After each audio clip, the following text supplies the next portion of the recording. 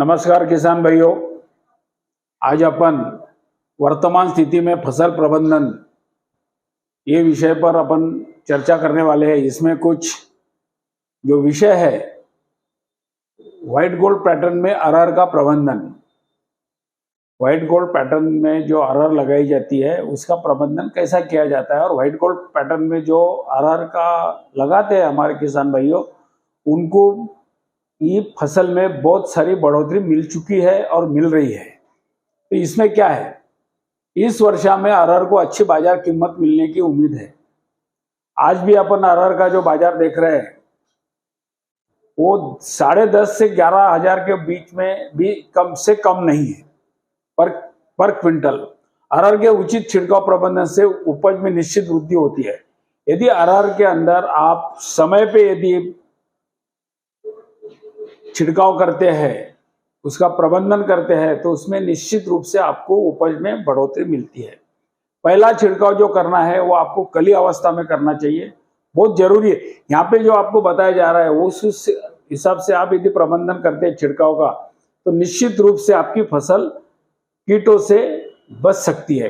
पहला छिड़काव जो करना है आपको वो कली अवस्था में करना है। दूसरा है फूल और कुछ कली रहती है उस टाइम में करना है। तीसरा छिड़काव दाना भरने की अवस्था में करना चाहिए। यदि आपको कीट ज्यादा लगी तो बीच में एक आधा छिड़काव बढ़ सकता है, पर आपने खेत में जाके देखना चाहिए कि अपन ने छिड़काव किया, इसका प्रबंधन कैसा हुआ नहीं हुआ।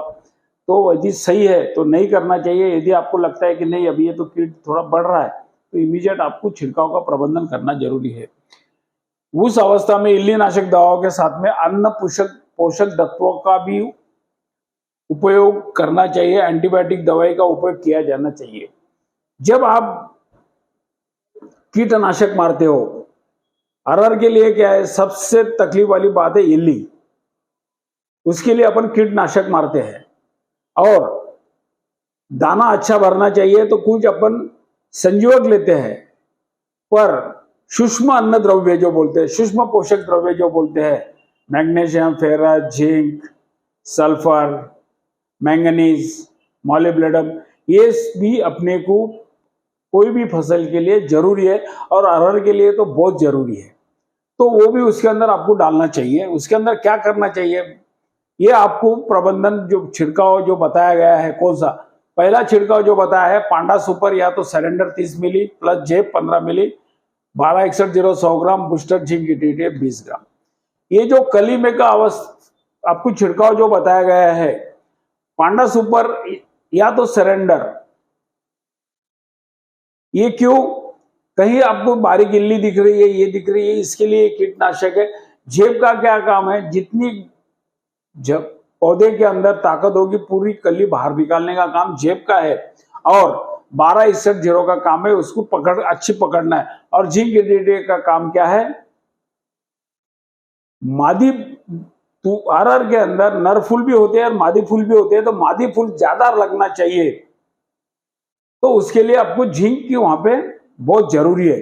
तो ये जो छिड़काव है पांडा सुपर, सरेंडर, उसके बाद में जेप और 1261 और जिंक, ये छिड़काव आपको बहुत जरूरी है। ये पहला छिड़काव है। दूसरा छिड़काव आपको कब करना है, फूलों की अवस्था, पूरी अरहर आपकी फूल से भरी हुई है,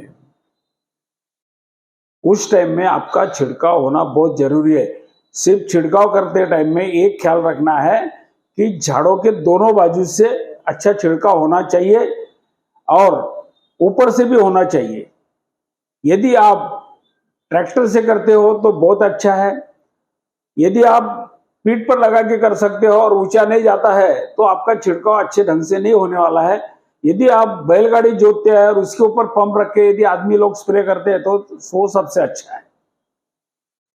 तो अरहर के अंदर छिड़काव अच्छा ढंग से होना ये बहुत जरूरी है, तो ही आपको इल्ली का प्रकोप रोकने के लिए कुछ ना कुछ फायदा हो सकता है। तो दूसरा जो छिड़काव करना है वो ईमान 10 ग्राम या तो जेना 15 मिली, बुशबोर और भरारी 7 मिली। यहाँ पे आपको कीटनाशक दिए हुए, बुशबोर दिया हुआ है। बुशबोर काय के लिए दिया गया है, जो फूलों का परागीकरण होने के बाद उसका कन्वर्शन जो है वो फली के अंदर होना चाहिए, इसलिए बुश बोर वहां पे बहुत जरूरी है। और भरारी का काम क्या है, उसका कन्वर्शन है। यदि पानी होगा आपके आरआर के लिए पानी होगा तो आप परिच 05234 500 ग्राम प्रति एकड़ 100 ग्राम पर पंप से ले सकते हैं। यदि शुष्क भूमि होगी, पानी कम होगा या कुछ पानी की कमतरता दिखाई दे रही होगी भूमि के अंदर, तो आपको क्या करना है, 13045 100 ग्राम पर पंप से लेना है। 13045 में एक ऐसी कोई ताकत है कि वो पौधे को सशक्त रख सकता है। और कोहरा यदि आता है तो क्या करना है, सूखे 30 मिली या तो 20 सल्फ या तो प्रोपिको 20 मिली। यदि कोहरा है, अभी कई कई जगह कोहरा चल रहा है, कई जगह कुछ भी नहीं है, यदि होता है तो इसको लेने का, नहीं तो खर्चा नहीं बढ़ाना नहीं चाहिए, जो होगा तो ही लेना चाहिए, नहीं तो नहीं है। और आखिरी का जो छिड़काव है, तीसरा छिड़काव बोलते हैं अपन उसको, ये झेनॉप 15 मिली, भरारी 7 मिली, परिस 13045 जल का तनाव होने पर, जैसे यहाँ पे बताया आपको, जल का यदि तनाव होता है, भूमि शुष्क हो जाती है, तो आपको 13045 लेना चाहिए। या तो बागबानी हो गया, आप पानी दे सकते हैं तो बिग बी 100 ग्राम देना चाहिए। ये आपको जो 3 छिड़काव जो बताए गए, इसमें एक आधा छिड़काव कई जगह बढ़ भी सकता है या तो कम भी हो सकता है। कम होने की कोई आवश्यकता नहीं है, फिर भी हो सकता है। यदि ये छिड़काव के बीच में यदि अमावस आती है तो कीटनाशक में सरेंडर का उपयोग जरूर करना चाहिए। ये 30 स्प्रे दिए हुए हैं, ये हिसाब से आप छिड़काव करिए। यदि तने के ऊपर जो अरहर का तना है पूरा, उसके ऊपर दाग धब्बे या पेड़ सूखना, ये या तने पर गांठें हो रही होंगी, तो उसको स्टेम कैंकर बोला जाता है, स्टेम ब्लाइट बोला जाता है। स्टेम कैंकर के अंदर फोड़े जैसे ऐसे ऐसे तने पे ये गिर जाते हैं, और जो ब्लाइट है, फांदी मर जो बोला जाता है, वो फांदी ऊपर भी हरी है, नीचे भी हरी है, बीच में सूख जाती है।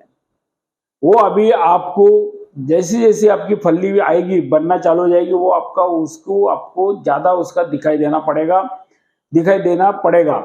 तो उसके लिए क्या करना है, कॉपर हाइड्रोक्साइड, इसके अंदर ब्रांड नेम बोले तो कोसाइट 2000 और कोसाइट 3000 नाम से आता है, या तो कॉपर ऑक्सीक्लोराइड 30 ग्राम प्रति पंप। उसके अंदर आपको एंटीबायोटिक्स में स्ट्रेप्टोसाइक्लिन 2 ग्राम प्रति पंप। यदि स्ट्रेप्टोसाइक्लिन नहीं मिलता होगा तो आपको क्या करना है, कासुगामाइसिन लेना है, कासुबी प्लेंटोमाइसिन है या तो वैलिडामाइसिन है।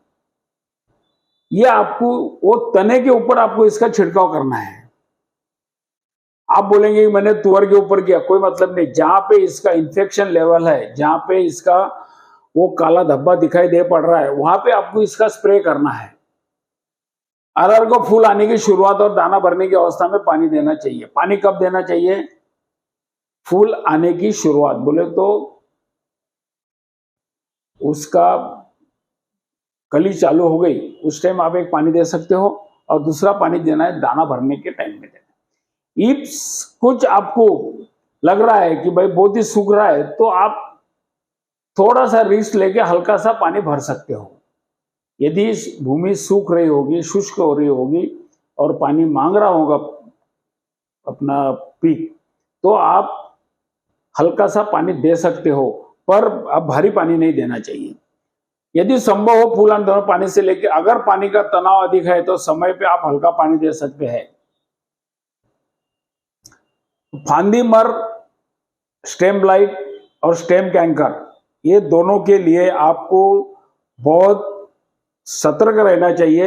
ये यदि आपके खेत में दिखता है तो ये स्प्रे आप तने के ऊपर मारना है। आपको पूरे पौधे के ऊपर मार के फायदा नहीं होने वाला है, जहां पे इसका इन्फेक्शन लेवल हो गया वहां पे इसको मारना है।